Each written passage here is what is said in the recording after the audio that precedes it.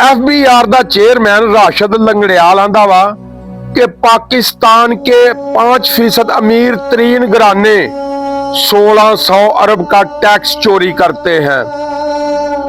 सरकार तुसी अरबाबे अख्तियार जो तुसी उन्हां दे उत्ते कार्रवाई करनी है, तुसी लोगां नूं मैसेज नहीं देना, तुसी कार्रवाई करके दसना वा।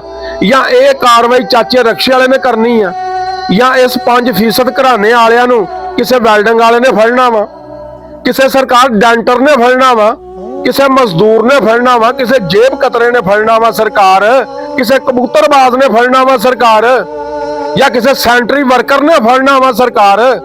यार खुदा दी कसम जिन्हां ने कार्रवाई करनी ओही मैसेंजर बने सानू आन के मैसेज देण दे आ जनाब। ते या चोरां नूं जनाब अमरीका ने फड़ना वा, ईरान ने फड़ना वा, अफगानिस्तान ने फड़ना वा, जर्मन ने फड़ना वा, आस्ट्रेलिया ने फड़ना वा, किन्ने फड़ना वा सरकार? ये पाकिस्तान दे अदारियां ने ही फड़ना वा। उन्हां नूं दसो, इस गरीब आवाम नूं दस्सण दा की फायदा?